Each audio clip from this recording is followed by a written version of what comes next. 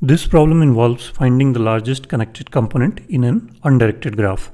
So it is one of the harder problems, and it has been asked in Google. So here we have to build a graph, and we are given some numbers, and that edges are based on the common factors among different numbers. So we will be given a bunch of different numbers, positive integers, let's say 10, 15 and 21. Then we see that if two numbers have some common factor, then there is an edge between them. So between 10 and 15, 5 is a common factor, so 10 and 15 are connected. Similarly, between 15 and 21, 3 is a common factor, so it's also connected. Now let's say we have 47 also. Then this is not common to anything else, and 1 should not be the common factor. So we are talking about common factors more than 1. So in this case, this will have a component with 3 nodes and another one with just 1 node. So we will return 3. So here the challenge is that if you do it like this way, that is, you first build the graph and then you do some DFS or any other traversal, BFS or DFS, anything will work, and then keep track of the count and return the maximum. So that solution should work provided the number of nodes are very less, or the number of numbers, these elements are less. But here we are given that we can have up to 20,000 numbers.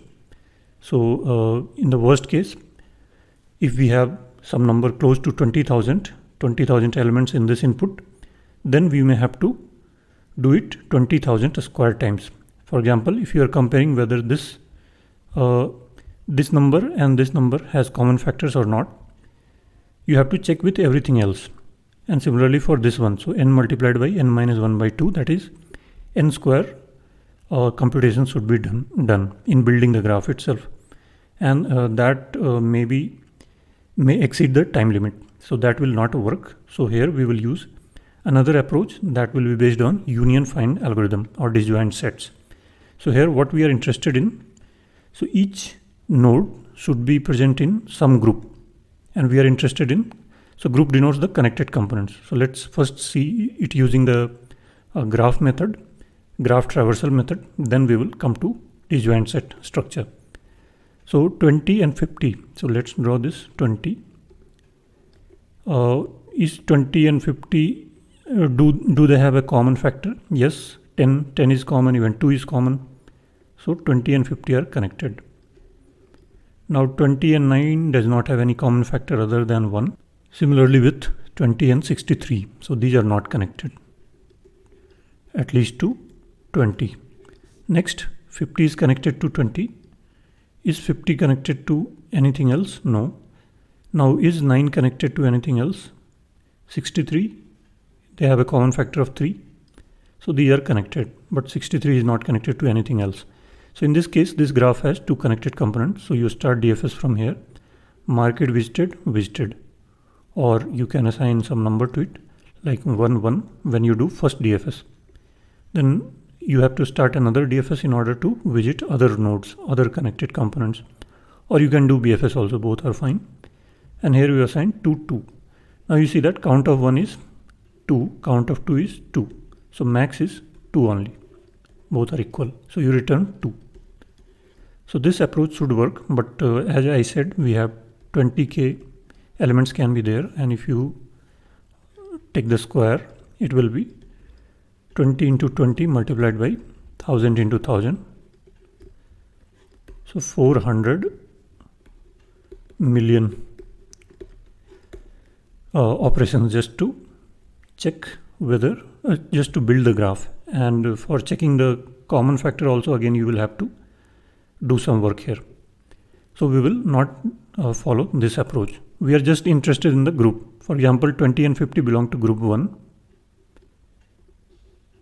9 and 63 belong to group 2. So if we can partition them into some groups, and those groups will be the connected components themselves, then we are happy with that. Finally, we have to just return what is the size of that group.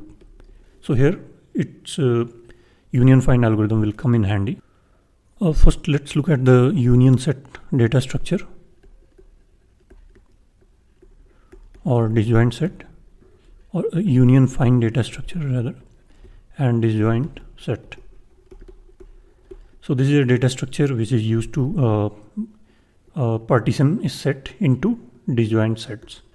And here the set is the set of all the elements or the nodes of the graph, and these partitions or these disjoint sets are the connected components. So all nodes within them belong to one connected component. You can reach from any node to any other node, but you cannot go from any of these nodes to any other partition. So this is the disjoint set here. So here we have union and find, as the name says, and union is the operation of merging two sets. So initially we start with all empty sets, and then based on their common factor, in this case we will, if they have a common factor, we will merge them. And while merging, either we will make this child of its parent or we will make this child of its parent. So this is the union operation. And then we have find.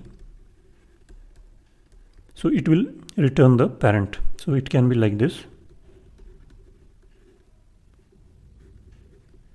So let's say this is parent P, this is x1, this is x2, this is x3, and we do find x2. So it will check its parent. If its parent is there, it will go there and continue until its parent is -1. Or if you want to assign it with the number itself, then this parent is equal to the number itself. So you reach to the top. So what is the top level parent? That is the representative of all of these. All of these groups is represented by its parent. So find basically does that. Return the representative of that group or the parent of that group. Now let's get back to our original example. That was 20, 50, 9 and 63. So we start listing all the factors of 20. So we will traverse the complete list. So its factors are 2, 4, 5 and 10. And you can also write 20. So these are the factors. So group them into one group. 2, 4, 5, 10, 20. These are belonging to one group. Why so? Because if we find any other number while iterating through this list, and there is some factor which is already present here, so that means 20 and that number will be connected. That is the definition of connection here in this example. So for example, here we had these disjoint sets, and there is another node which has a common factor to any of these four nodes. Then there is an S from that to that, and we will include it in the same partition, whatever is the representative of that partition. One of them will be the parent of entire thing, and that will represent that partition. So this is the first element, 20. So let's say 2 is the parent here. So 2 is here, 4, 5, 10, 20. The parent of each of them is 2 itself, and the parent of 2 is -1. So we will implement find in such a way that if its parent is -1, then return the number itself, else return find of parent of x. So continue until you reach the top, and then you return this number. So find for all of these numbers will return 2. Next we come to 50. Again we start from 2, and we check what is the find return from 2. So for 2 it's 2 itself, and for 50 it's 50 itself. They are in different sets. So we will do union of this. So what will happen? 2 and 50. So we will make 2 as the parent of 50. Now 50 has been included in this group. Next we have other factors. 3 is not there, 4 is not there, 5 is there, 5 is already there, 5, 10 and so on. You can list down. Then we have 9. So 2 is not there, 3. We check 3. Parent of 3 is 3. Parent of 9 is 9. So we make 3 as the parent of 9. Then we stop. The square root of 9 is this. Then last one is 63. So 3 is one of the factors. So we check find of 3 returns 3 and 63 returns 63. This is not equal. So we make 3 as the parent of 63. Then we have 4, 5, 6. 6 is not there. 7 is there. 7 and 63. So find of 63 returns 3. 3 is the parent of 63. And for 7, it's 7 itself. So they are not again equal. So we make this. So this is the union operation. Then we have 9. In fact, we stop here since the square root of 63 will be less than 8. So other one will be 9, which we have already added. And then 21. So this is done. So we have iterated this complete list and we have grouped them into separate partitions. Now we have to keep track of the count. So the count for this will be more. So it has, so again we iterate through this list, not these graphs, because it has many factors also. So we say that 20, the parent of 20 is 2. So 2, its count becomes 1. Next is 50. Parent of 50 is 2. So again 2 is already there. So its count becomes 2. Next 9.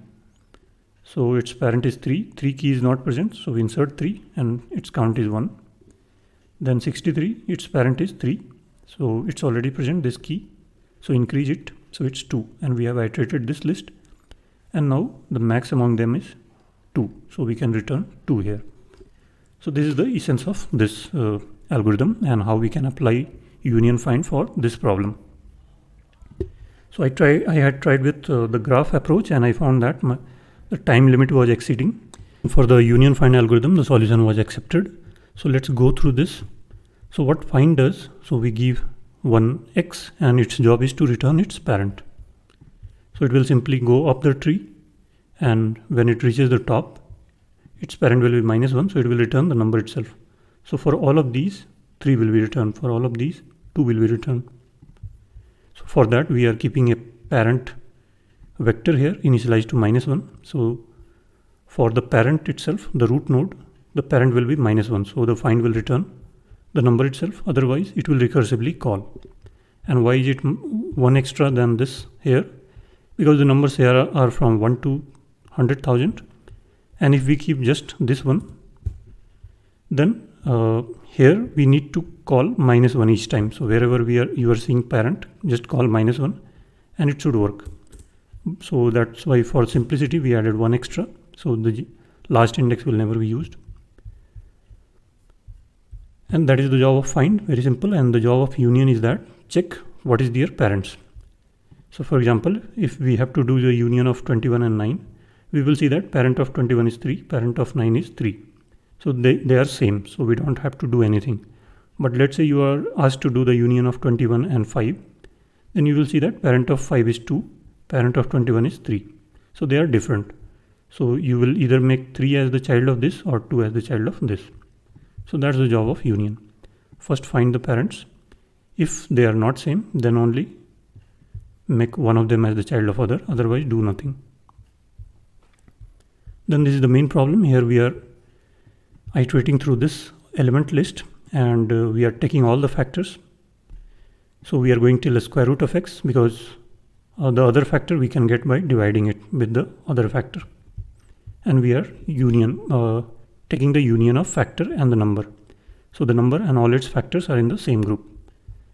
And once we are done, we create a cache where we will store the unique parents, unique roots. So first time union is called for 20, we get 2. So for 2 is the first time we are inserting this key. And then 3 is another key. So this map will have just 2 keys in it. So again we are iterating and taking the find, and corresponding to that root we are incrementing the count. And we are also keeping track of max count so far. Max for any of the roots. So max in that partition, and that is what we are returning finally. Similarly, in Java, it's very similar. Nothing much difference here. Just math.sqrt, then hash map here. So it's the same code exactly. Not much difference. Similarly in Python. And finally, what is the time complexity here? So clearly you see this outer loop, and this is for number of elements, and it's done 2 times. So it's number of elements times there is some more functionality that we are doing within that. So n times